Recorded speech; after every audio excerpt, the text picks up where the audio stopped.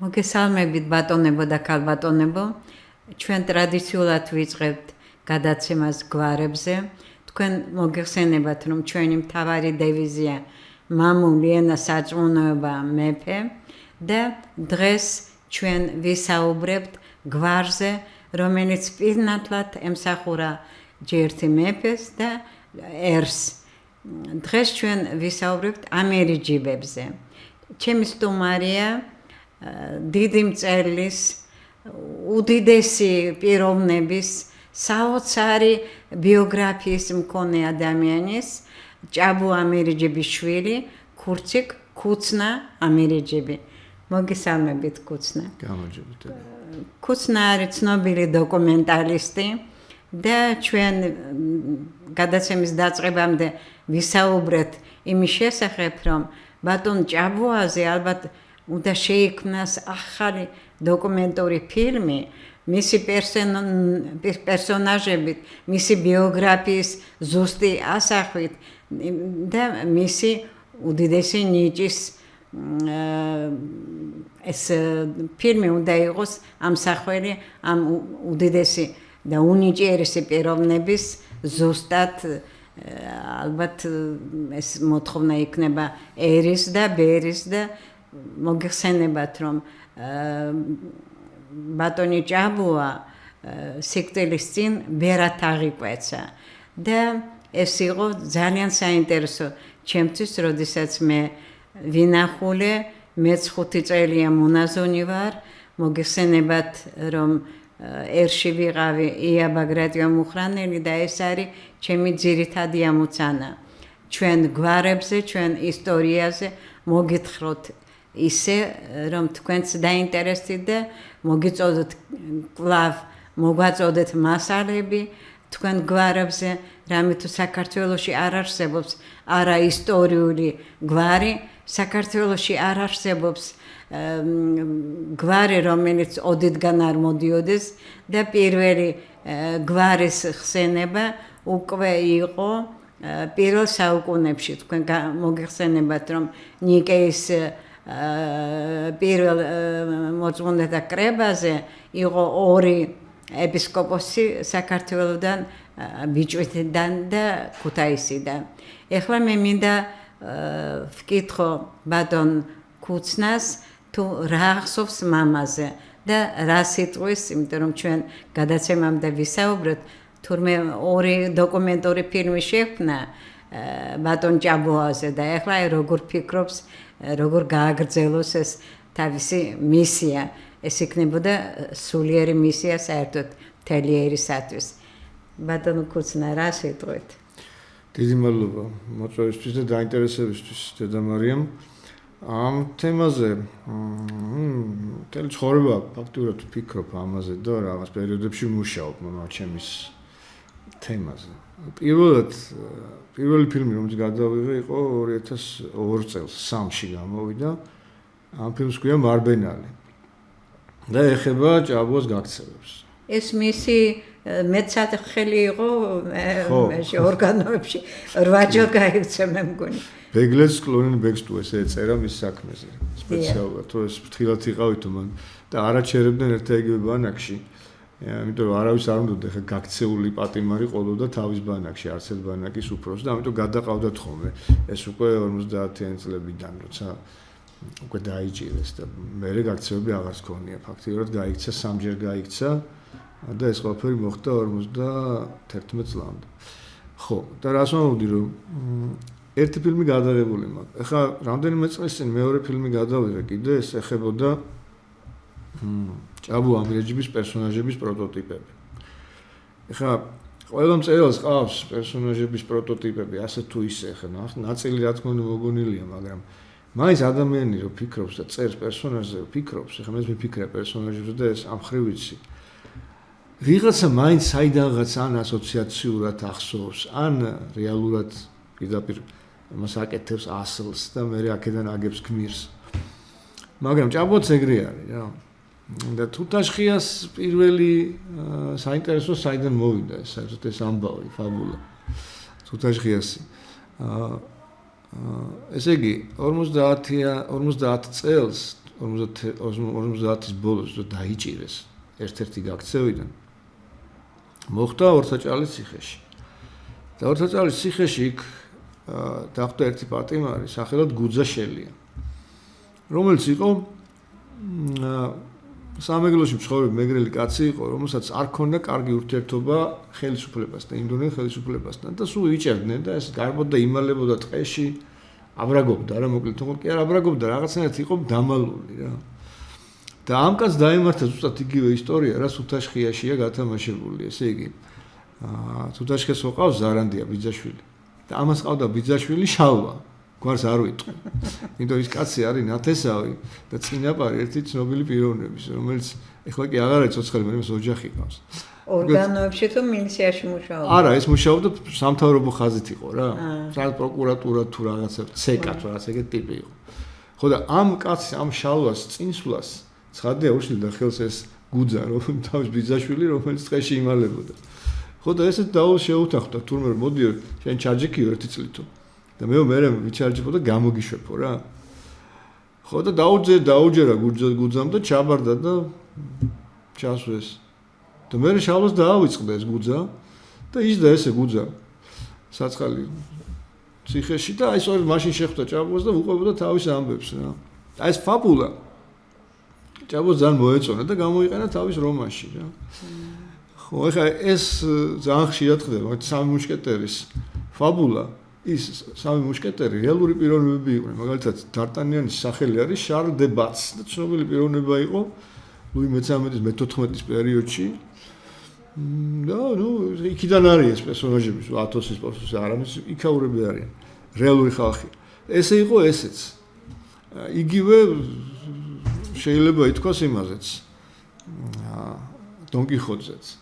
ოღონდ ეს უფრო კრებითია. ხო და აი ეს აქედან მოვიდა ესა.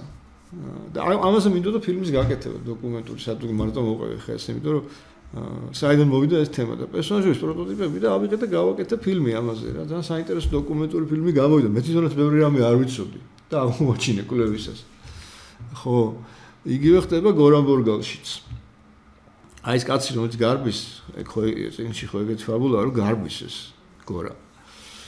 და გარბის საიდანაც ძალიან ჩრდილოეთის წერტილიდან და უნდა ჩამოვიდეს სამხრეთში, გაიაროს 1200 თუ 1500 კილომეტრი, აი ფეხით, აი უბედურებაში, ყინვაში და მაშინ და რომ დააждდეს, ესე იგი მატარებელს და წავიდეს უკვე დაიმალოს სხვაგან რა. და ეს გაქცევა რეალურად მოხდა. გააკეთა ერთმა კაცმა, რომლის ნამდვილი გვარი იყო აბაშიძე. ოღონდ ეს აბაშიძე არ იყო ქართველი კაცი რა. რუსულ კულტურაზე რუსულად გაზრდილი და რუსი კაცი იყო რა. ერთი ჯანიანი, აი ესეთი 4 კუთხედი კაცი იყო, როგორც ჭაბუ აღწერს ამას რა. ხო და აი ეს კაცი გაიქცა. აი ესე გაიქცა იქიდან. იარა 1200 თუ 1500 კილომეტრი ჩამოვიდა და დაჭერისას მოკლეს. და მე ეს ამბავი ჭაბუას მოუყვა ერთმა ციხის ბანაკის ექიმმა. ქალბატონი იყო ის და იმან მოუყვა ეს ამბავი რა. რომ ის კაცი ხო და ჭაბუას აინტერესებდა იმ კაცის ბედი ამ აბაშიძის. როგორ განვითარდა და ამ ქალმა მოუყვა რომ ეს ბოლოს დაიჭირეს და მოკლესო იქ. აი ზუსტად 1200-1500 კილომეტრის გავლის შემდეგ. და ეს აიღო ფაბულად, ესე იგი გორანბორგალში. და ამაზე გავაკეთე ეს ფილმი რა, საინტერესო გამოვიდა. ძალიან კარგია. და მე ვფიქრობ რომ ბატონ ჭაბუას ბიოგრაფია ძალიან საინტერესოა, რომ პირადად მე მესახება ეს მხატვრულ დოკუმენტური ფილმი, სადაც იქნება მისი ბიოგრაფიაც ასახული, მისი გმირების ბიოგრაფია, ყველაფერი ერთად, იმიტომ რომ საოცარი პიროვნება იყო ბატონი ჭაბუა, ნამდვილად ვამბობ ამას, მე მახსოვს, მე მომიყვა როგორ დაიწყო წერა. მაშინ მისი უფროსი და როდამი სვეტლოვის მეუღლე იყო ჩამოსული თბილისში და ლალი ჯავახიშვილს აჩვენა ფურცლი რვეულის ფურცლები, რომელიც ჭაბუას მიერ იყო დაწერილი და ეკითხებოდა გამოვა მისგან წერალი აუცილებლად უთხრა ლალიმ და აი ასეთი საკო დალოცვა იყო ამ მისი ეს იყო მე მგონი მოსწავლე სკოლის მაშინ როცა აი ასე პირველი მისი ნაშრომი წაიკითხა ლალი ჯავახიშვილმა. ჩვენ ჭაბუას დაუბრუნდებით კიდევ კლავ ვიმეორებ უდიდესი მწერალი იყო პენკლუბი მან დააარსა პირველი ხელმძღვანელი იყო წარდგენილი რუსთაველის პრემიაზე სახელმწიფო პრემიების ლაურეატი იყო და რაც მთავარია რამდენჯერმე ნობელის პრემიაზე იყო წარდგენილი ეტყობა ევროსაბჭოში მაშინაც იყო საქვია კენკლაობა ვერ გეტყვით რატომ მე ვფიქრობ რომ ეს ნამდვილად დიდი მწერალი იყო მსოფლიო დონის და უნდა მიეცათ ნობელის პრემია იმიტომ რომ მე ბატონმა ჭაბუამ მაჩვენა წერილები ტომრებით მოდიოდა დათათაშხიას სახელზე ჭაბუას სახელზე გოგონები რუსეთიდან საზღვარგარეთიდანაც წერდნენ გვიშველი დათა ცუდათა ვარ და თავის ბიოგრაფიებს აღწერდნენ ეხლა მე მინდა ბატონ ჭაბუას დაუბრუნდებით კიდევ ეხლა მინდა შეგახსენოთ თქვენ საერთოდ გვარზე ვინ იყვნენ ამ ირეჯებები საიდან მოდის ეს გვარი ჩემის აზრით ერთ-ერთი უძველესი გვარია მატიანე მოგვითხრობს რომ უკვე მე-11 საუკუნეში იყვნენ ამ ირეჯებები ცნობილი როგორც მეფის კარის მოხელეები მანდატორ უხუცესის თანაშემწეები და მთელი სახელმწიფო საკითხები ეხებოდათ ამ ირეჯებებს მატიანეში ვახუშტი წერს რომ ეჯიბნი ამირას ეჯიბნი ყველა სხდომაზე ისხნენ და წყვეტნენ დარბაზის ხელმძღვანელი წევრები იყვნენ და ჰქონდათ ძალიან მნიშვნელოვანი ხმა გვარი შერწყმულია ორი სპარსული სიტყვის მიერ ამირა და ეჯიბი ესე იგი ამბის მომტანი საქმე იყო და ნებისმიერ საკითხზე მოახსენებდა მეფეს ინფორმაციას რუსულად როგორც იტყვიან დაკладчик მოახსენებდა მეფეს სრულ ინფორმაციას და მათი მთავარი ამირა იყო აი ხელმძღვანელი განსაკუთრებით შევიდა ეს გვარი ისტორიაში რა კუთხით იყვნენ ჯერთი სილამაზით გამორჩეული ყველა გარდა ამისა ფაქტიურად კონტრდაზვერვა რასაც ახლა ვეძახით ამ ახლებური სიტყვით მათ ეხებოდა ესე იგი ყველაფერი საზღვარგარეთ ქვეყანაში რაც ხდებოდა ამ ირეჯებს ეხებოდა ეს და ის მოახსენებდა მეფეს ყველაზე მთავარს გარდა ამისა ყველა იყო დაჯილდოვებული საოცარი ნიჭით წერლული თუ საკაშენებდნენ ეკლესიებს იცით თქვენ რომ ამ ირეჯებების აშენებული იყო პითარეთი და მრავალი სხვა ეკლესია უამრავ ფულს ხარჯავდნენ მოხატულობაზე და ძალიან საქართველოს ისტორიაში შევიდნენ როგორც მეომრები, როგორც პოლიტიკოსები, როგორც დიდი მოღვაწენი და მე მოგახსენებთ რომ ეს უპრეცედენტო ფაქტი იყო მონღოლების დროს ესე იგი ფალავანდიშვილები რომელიც ენათესავებდნენ ამ ირეჯებებს და საერთოდ ეკუთვნოდათ ქართლი და წამოვიდნენ მესხეთიდან როგორც ყველა ძირითადად ქართული გვარი, უძველესი გვარი და ორი დიდი სოფელი იყო მათი. ეს იყო ავლევი და ეს იყო საღოლაშენი. მამა თქვენი ძირი მე მგონი საღოლაშენიდან არის. ხო და წარმოიდგინეთ რომ იმდენად დიდი იყო ამ ირეჯების როლი მეფის კარზე რომ არც ერთი მნიშვნელოვანი საკითხი მათ გარეშე არ წყდებოდა. უპრეცედენტო მაგალითს მოგიყვანთ. გამოიძახეს ამირიჯიბები მონღოლებთან ძალიან ცუდი დამოკიდებულება ჰქონდა, იმიტომ რომ თუ ფალავანდიშვილები უფრო დიპლომატიურ გზას ირჩევდნენ, ამირიჯიბები ხისტად ებრძოდნენ თვითმყრობელს და ერთ დღეში 61 ამირიჯიბი განგმირეს. ეს იყო საოცრება, იმდენად მონღოლები თვლიდნენ მათ ისე მტრულად ექცეოდნენ, რომ ორ ამირიჯიბს მოკვეთეს თავი, გააკეთეს ფიტულა და აშენებდნენ ასე სხვას მტერს და მოყვარეს. გარდა ამისა, მე მინდა გითხრათ, რომ სიტყვა და სახელი ქურციკი, კუცნა ძალიან ისტორიულია და უძველესი. ჩვენ ვიცნობთ, მატიანე მოგვიტანა ეს ამბავი, სამ ქურციკს, ქურციკ პირველი, ქურციკ მეორე, ქურციკ მესამე და ყველა იყო საოცარი პიროვნება. აი მაგალითად როგორ ახასიათებს ვახუშტი ამირიჯიბებს და ქურციკებს. ეჯიბნი იყვნენ ხელქვეითნი ამირიჯიბთა. დარბას ეჯიბნი შეგზავნა, ამბობს რუსთაველი. თანამედროვეებიდან გვარი წარმოუშვა წყაროებში უკვე ქუცნა პირველი ამირიჯიბის მოსახსენებლად. 1225 წელს წარმოიდგინა საიდან მოდის გვარი.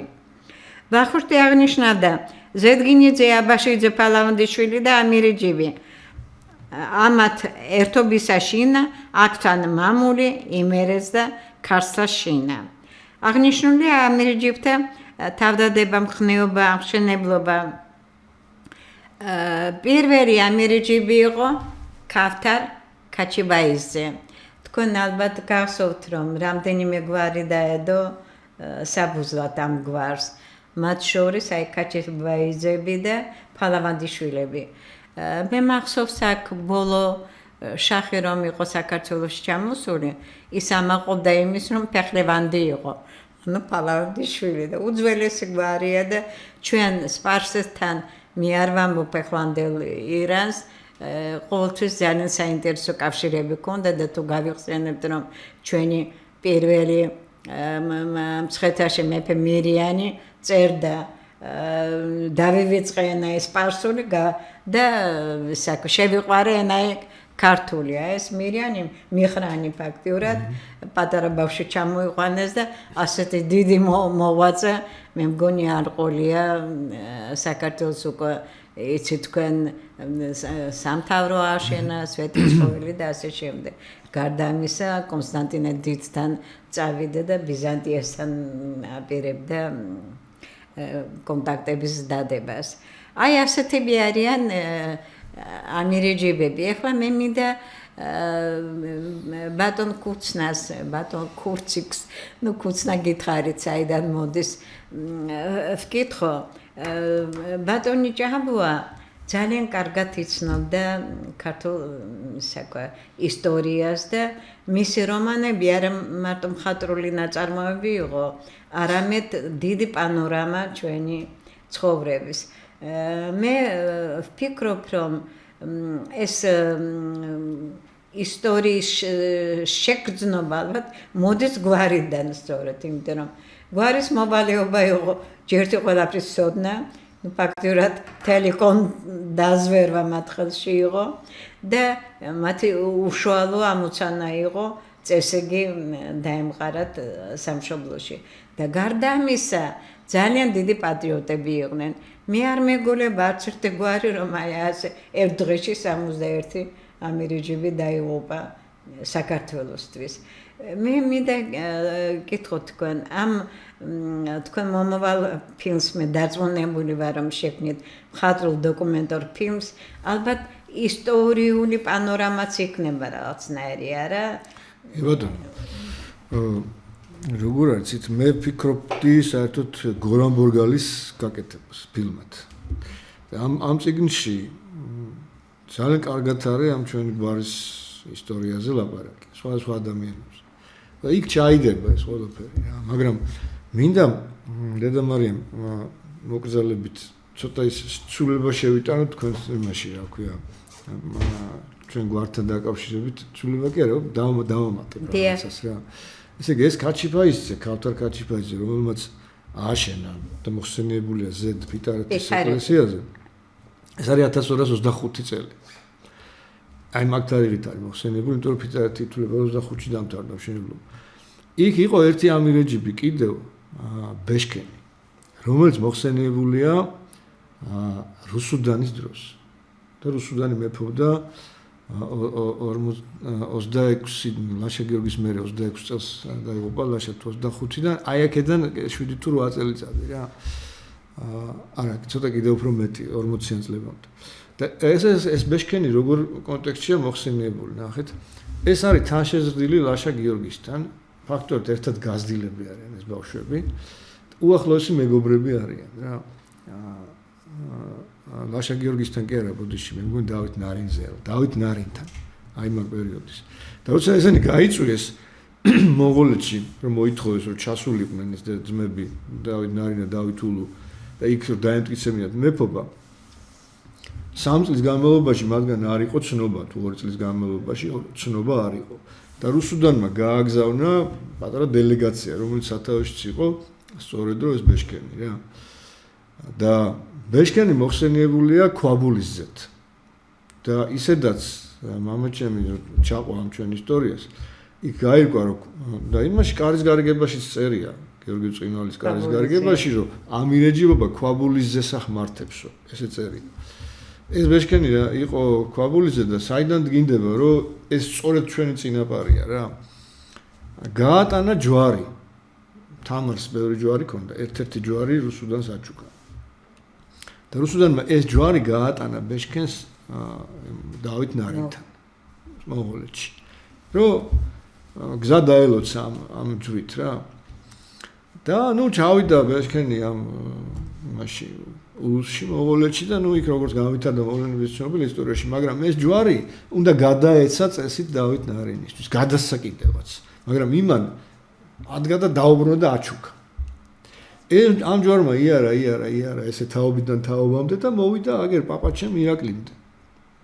და ეს არის ნიშანი იმისა, რომ სწორედ ეს ჯვარი არის იმის ნიშანი, რომ ის ბეშქენი ჩვენი უშუალო წინაპარი იყო აი 1253-46 წლებში რა. სწორედ ბატონ კუცნა, აი თქვენ გერბზე მაყურებელს ვაჩვენებ, სწორედ ჯვარია გამოსახული. ხმალი, ჯვარი, ეკლესია ციხესიმაგრე და აი კვართი. ესე იგი ორი მთავარი საქმე დებულება კვართი როგორც ეკლესიურობა, ხმალი როგორც სიმამაცე, ეს თქვენი ციხესიმაგრე და ალბათ ეს ჯვარია. ეგ არის ხო, ჰერალდიკურად ეს ნიშნავს ხმალი ნუ მებრძოლი, ქრისტეს საფლავის ძველი არის კვართი, არა მხოლოდ საფლავის, არამედ სახელის და მისის ძველი. ციხე ციხოვანი იყო, ანუ ციხე ეკუთვნოდა ამ გვარს და ჯვარი ნუ ეს ქრისტიანობის სიმბოლოა და ჯვრის ესე იგი ყველაზე საუკეთესო თვისებები გვარის სწორედ აი გერბშიც არის ასახული. მე მინდა ახლა თქვენ ალბათ დაამატებთ უამრავი გენერალი და სამხედრო პირი ყავდა გვარს. გამორჩეული სიმამაცით, გამორჩეული თავისი მხედრული ნიჭით და მე-19 საუკუნის ბოლოს აი ასეთი პოსტკარტები ვრცელდებოდა რუსული ჯარის გენერლებზე სამწუხაროდ 1801 წლიდან რუსეთმა რომ ორ გუბერნიად მიერთა საქართველო, ჩვენი საუკეთესო გენერლები მუშაობდნენ რუსულ ჯარში და რა ვიცი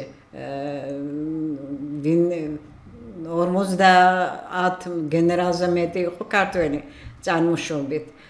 პეტრე ბაგრატიონზე აღარ ვიტყვი და სხვებზე. აი მე მინდა წაგიკითხოთ თუ როგორ ეს ვრცელდებოდა მთელ იმპერიაში და ეძლეოდა ყოველ ჯარისკაცს ეს პოსტკარდები. აი გენერალ კნязь Амираджибов ნუ ეს რუსული ტრანსკრიფცია, როგორც ჯავახავ, როგორც მელიკов და ასე შემდეგ. Один из доблестнейших деятелей Кавказской армии, генерал князь Амираджипов, бывший полковником и командиром 156-го Елизаветпольского полка, везде, где участвовал в деле, играл главную роль и покрыл себя и полк громкую и заслуженную славой. У Ардагана при взятии его штурмом 3 октября, у Аблияра 23 октября у Девебойны, 27 и 28 октября при штурме Эрзерума, где был контужен. За кампанию получил Георгия 4 степени и Георгия 3 степени. ესე იგი ერთი ბრძოლის შემდეგ ორი გეორგიევის ჯვარი მიიღო. აი ასეთი იყო გენერალი ამირეჯიბი. გარდა ამისა, ჩვენ ბევრი მეომარი ყავს ამირეჯიბთა გვარიდან და მე შემიძლია დავასახელო რამდენიმე, მაგრამ მოდით ახლა ქალბატონებზე გადავიდეთ, იმიტომ რომ ძალიან ამირეჯიბის ქალები განსხვავდებოდნენ და გამოირჩეოდნენ ნიჭით, სილამაზით, პოეტურობით და საქართველოს ისტორიაში შევიდნენ სამუდამოდ. აი აქ არის გამოსახული ნინო ამირეჯიბი რონდელი, დავით რონდელის მეუღლე, რომელმაც ძალიან საინტერესო მოგონებანი დატოვა, დაწერა მშვენიერი წიგნი ფიროსმანზე და მას დაუხრიტეს ძმა ალექსანდრე, წავიდა იქ გულაგში და მოძებნა მისი საფლავი და საოცრად განიცდიდა ამას. აქ არის გამოსახული თამარ ამირეჯიბი. ცნობილი პიანისტი იყო 20-იან წლებში წავიდა ინგლისში, გაყვა ძალიან ცნობილ პიროვნებას ლორდ ბაირონს და დამკვიდრდა იქ. ჩვენთან იყო 60-იან წლებში ჩამოსული და მაშინ ჩვენ წავიყვანეთ მე და ჩემი მეუღლე კონსტანტინე და მირანდა პალავანდიშვილთან. კონსტანტინე გამსახურდიას მეუღლე პალავანდიშვილი იყო, საოცარი პიროვნება და რა ვიცი, უსათნოესი ქალი. ხო და როდესაც და თქვენ იცით რომ კონსტანტინე გამსახურდია პრინციპულად არ ლაპარაკობდა რუსულად. თუმცა მშვენივრად ფლობდა რამდენიმე ენას, განათლება გერმანიაში მიიღო და რა ვიცი, უდიდესი მწერალი, მარტო დედოსათის მარჯვენა რადღებს. ხო და კონსტანტინემ უთხრა მას ინგლისურად ქალბატონს, რუსულად ისა ქვია, კი, მაგრამ როგორ დაივიწყეო შენი ქვეყანა? ამირეჯიბი ხარ აქ არ წვენია მირანდას თავისი მეუღლის მაგალითი. აი მირანდა არსად არ წასულა მოუყვანა. გარდა ამისა მე მინდა აი აქ არის სურათი. ეს არის ქალბატონი მიქელაძე, დედით ნინო მიქელაძე ამირეჯიბი, რომელმაც დაარსა უცხოენათა კურსები თბილისში. და რამდენიმე ქალბატონი, რომელიც საქვია საკნათი სურათი მქონდა. ეხლა სადღაც ნაკუნდა იყოს როდანი.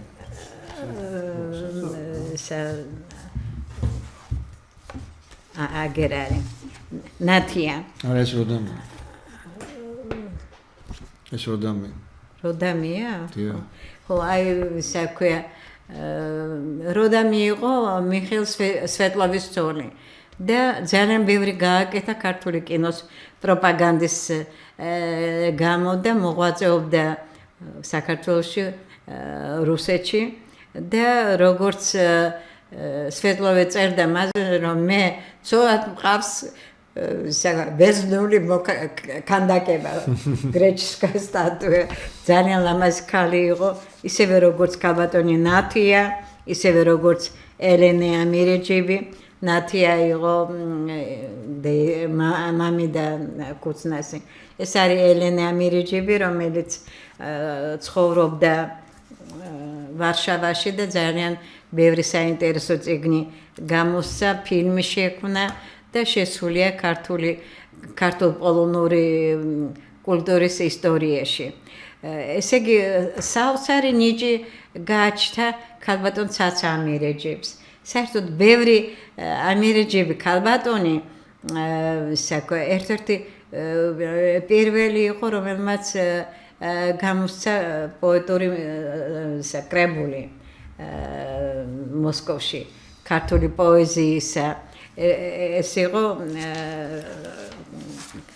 ქალბატონი, ეხლავე მის სახელს გავიხსენებ.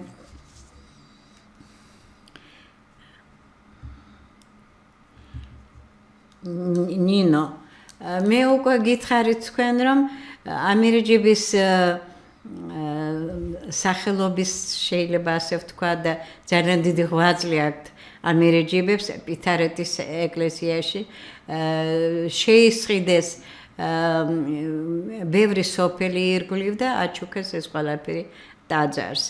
გარდა ამისა, მე მინდა გითხრათ, რომ შალვა ამირეჯიბის ძალიან ბევრი წერილი მაქვს დაკითხული და ასეთი ეროვნული, ასეთი შორს მჭვრეტელი, ასეთი პირდაპირი პიროვნება, როგორც იყო ბატონი შალვა, მე არ მეგულება იმ დროს. კვალში იბეჭდებოდა მისი საოცარი წერილები და მან უძღვნა კოტე აფხაზს საოცარი ლექსი კოტე აფხაზის დახვრეტის შემდეგ. აქ ძალიან ბევრი შეგვიძლია ვილაპარაკოთ ამირეჯიბებზე, მაგრამ მე მინდა ისევ ბატონ ჭაბუას დაუბრუნდე და გავიხსენოთ ჩვენ მისი შვილის, მისი შესანიშნავი ირაკლის, ულამაზესი ირაკლის ბრძნული და გმირული ბიოგრაფია. რა სიტყოდით თქვენ ირაკლისზე? ტამიშთან დაიღუპა, მე მგონი, ხო? ხო, ირაკლი ეს ჩვენი მოუნელებელი. რა თქმა უნდა, ჭრილობა. ირაკლი ძალიან ცოტა ხანი იცოცხლა, 29 წელი, მაგრამ 29 წლის კაცისთვის საკმაოდ დიდი იყო თავისი ტემპით ცხოვრების და შესაძლებლობებით და თავისი საინტერესო ბუნებით და განათლებული კაცი იყო სხვათა შორის ძალიან. და ეს როდის მოახერხა ამ განათლების მიღება მე არ ვიცი, იმიტომ რომ სუგარეთ იყო.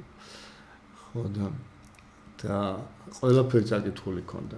მე ისეთი დაბეჭდილება მრჩებოდა, რომ მე მაგაზე მე წიგნს ვერ წავიკითხავდი ვერასოდეს. რაც ირაკლის წაკითხული კითხვა უყვარდა. ხო და ეს კაცი იყო დიდი შესაძლებლობების ადამიანი. მასშტაბური კაცი იყო.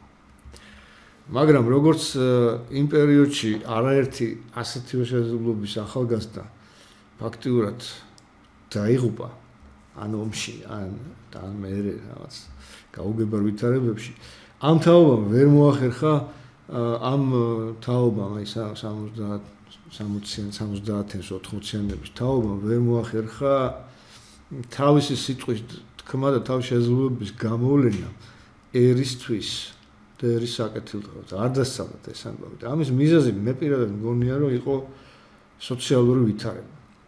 და აი ესეთი რა.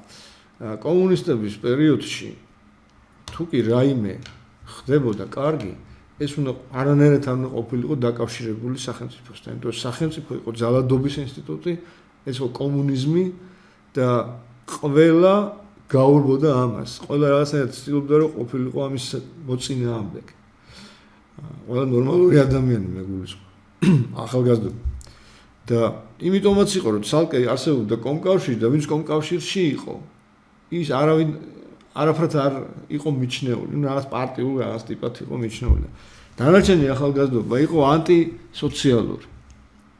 აი ამ ანტისოციალურობამ განაპირობა ის, რომ ცალკე მოვიდა დამოუკიდებლობა, ამ ადამიანებმა ვერ შეძლეს შეკავშირება და საქმის დიდი საქმეების გაკეთება.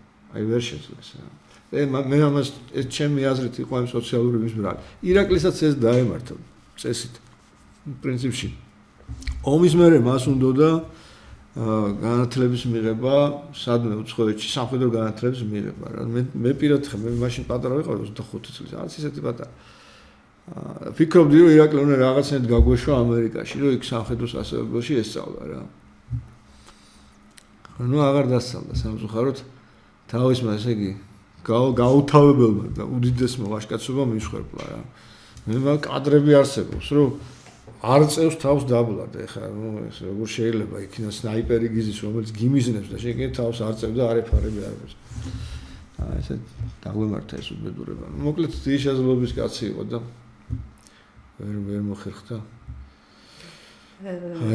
ერთი წლით ადრე დაიღუპა ჩემი ბიჭი ვახო და ეს ძალიან დიდი დანაკლისი იყო ყველასათვის და მე ვფიქრობ ეს მსხვერპლი ვახოს ირაკლის სხვა ბიჭების არ იყო მარტო სოციალური პირობებით გამოწვეული არა მსხვერპლი არა საოცრად უყვარდათ საქართველო იმიტომ რომ როდესაც მე ირაკლის დასვლის წინ რომ მოვიდა ჩემთან საოცარი ფაქტი მოგიღებით მე თქვენ ვახოს სურათი მთხოვა და სიკვდილის დღეს უბის მაშინ წეგნაკში ნახეს საქმე იმაშია რომ იმდენად დიდი იყო მათი სიყვარული სამშობლოსადმი რომ და ეს გვარის და გენის ყივილი რომ კი ყველაფერს ანალიზებდნენ იცოდნენ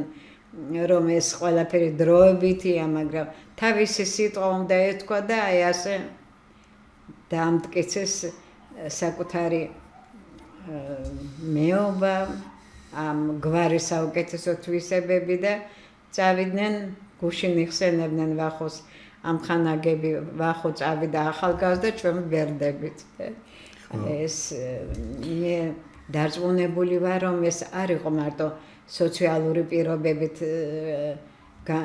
პირობების გამო გამოძახილი არამედ სულის და შინაგანი ქართველობის ძახილი იყო ის მაინც წავიდოდა არა ტამუშთან არამედ სადმე იყო მე მინდა შევახსენო ჩვენ სმენელს და მაყურებელს თუ ვინმეს გახსოვთ ირაკლი ამირეჯიბი ეს იყო გაცოცხლებული წმინდა გიორგი მაღალი ლამაზი მხარბეჭიანი იცით პავლეს მოციქულის წერილებში არის ასეთი ფრაზა თქვენი გულის ფიცარი არის იესოსათვის დასაწერი თქვენი სულები იწერება თქვენ გულის ფიცარზე ირაკლის გულის ფიცარზე წმინდა გიორგობა წავიკითხე მე და ულამაზესი ვაჟკაცი იყო და მასთან ერთად მრავალი სხვა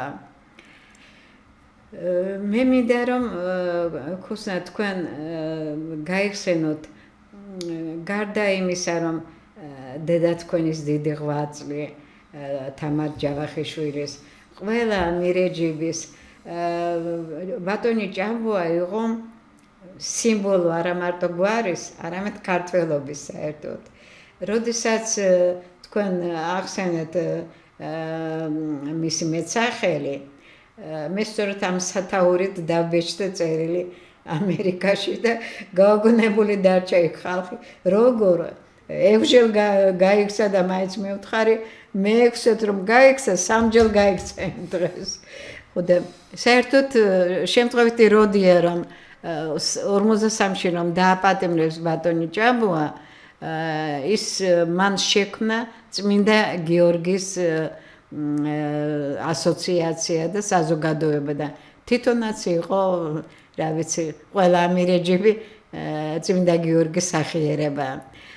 როდესაც ბატონ ჭაბუაზე წერდნენ მორბენალი თავის ბიოგრაფიაში და თვითონაც მე რომ მივედი ბოლო ინტერვიუ იყო ასე თქვა ეს არის ჩემი ბოლო ინტერვიუ მე ვუთხარი არ დიდხანს იცოცხლეთ და სამწუხაროდ მე უკვე პატრიარქმა მისცა უფლება ანატყოფობდა და სახლში იყო ბერად აღკვეცილი ხო და ეს მისი ბერობის პერიოდი მე მგონი უფრო ბრძენი უფრო შორს მჭრეტელი და უფრო ოპტიმისტი იყო მე მგონი, იმიტომ რომ ალბათ აფასებდა დროს, აფასებდა ყოველ წუთს და ძალიან უყვარდა შვილები. 6 შვილი მე ძალიან ახლოს ვიცნობდი ლეილას მის უფრო შვილს, ну ირაკლის თავისთავად და ეკუცნა და შალვა 6 შვილი დარჩა და ეს არის დიდი მემკვიდრეობა და იმედია რომ ბატონი ქუცნა შექმნის ისეთ ფილმს ბატონ ჭავუაზე რომ ეს იქნება წარდგენილი ნობელის პრემიაზე, იმიტომ რომ რაც დააკლეს ბატონ ჭაბუას ეს სიკვდილის შემდეგ იტყვის ალბათ. გარდა ამისა მე მინდა შეგახსენოთ რომ თითქმის ყველა ამირეჯიბი აი ქალბატონი ცაცა იყო, რა ვიცი, ჩვენი კინოს მანდილოსანი, რომელიც არა მარტო გვარი და ნიჭი შემოვიდა ქართულ კინოში, არამედ ძლიერი პიროვნების სახე, აი ბატონებმა ალბათ ეს იგრძნეს პირველ რიგში ნათესავებმა. ქალბატონი იყო ბატონი ცაცა, ასეთი საქმე თავისი ქცევებით და ისა. აი ქალბატონი როდამი ეს არის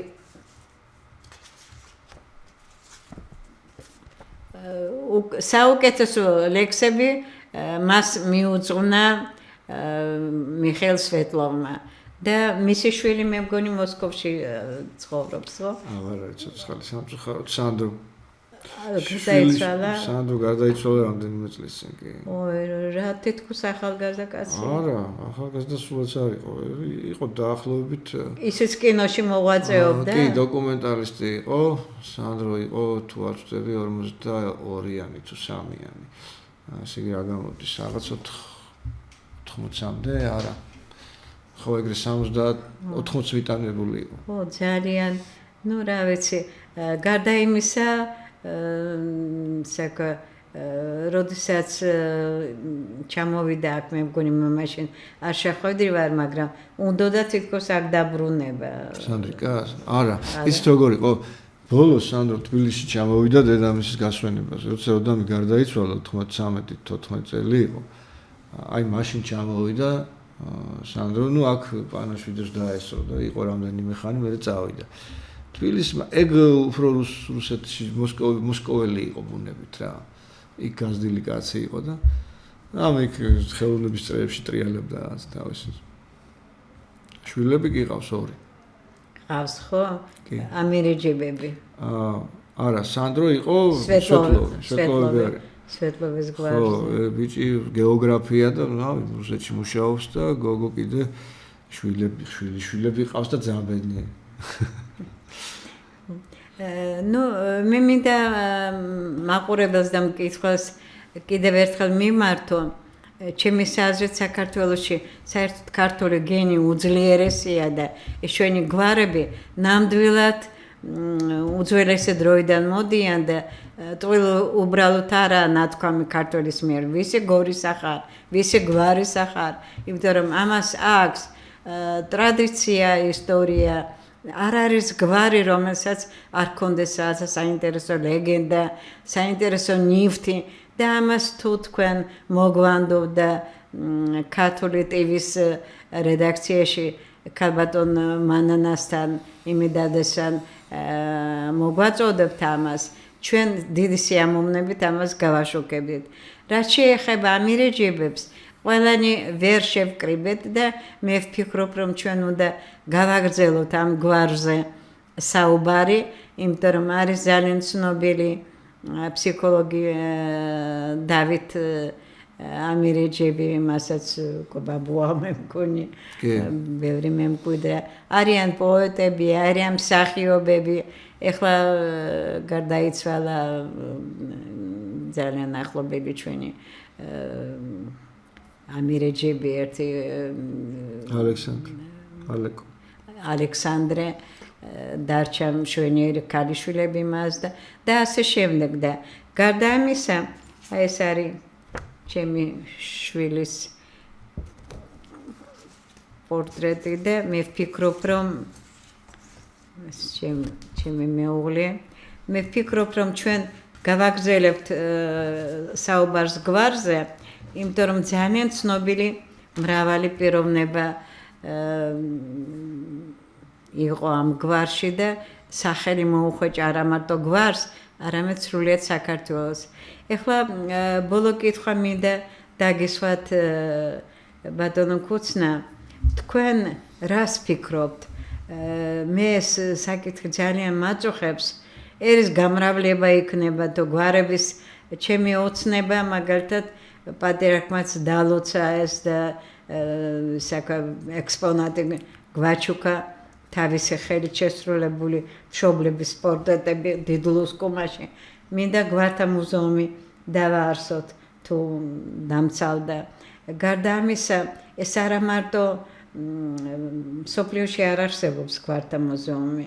ეს იქნება მაჩვენებელი, რომ ჩვენთვის მნიშვნელოვანია ყველა გვარი, ჩვენი წარმომავლობა და თუ ეს როგორც მე მინდოდა იქნება განხორციელებული სამების ტაძარში, სადაც ახალგაზრდული ცენტრია მეორე მხარეს, იქ არის დარბაზების, ადგილების და ამიტომ თითო ექსპონატი გვარში და ინფორმაცია ნებისმიერი გვარის შესახებ იქნება მისაწვდომი. მე მგონი ეს ძალიან ეროვნული საქმეა და თქვენ ბრძანეთ, რომ ეს ისტორიული ჯვარი თქვენთან ინახება ეს არა სამწუხაროდ დაიკარგა. და სად არის შეიძლება მოვიპოვოთ? მაგის ისტორიასაც მოგახსენებთ თუ როგორ. ესე იგი როგორ მოხდა, როგორ გაგრძელდა ეგ ამბავი.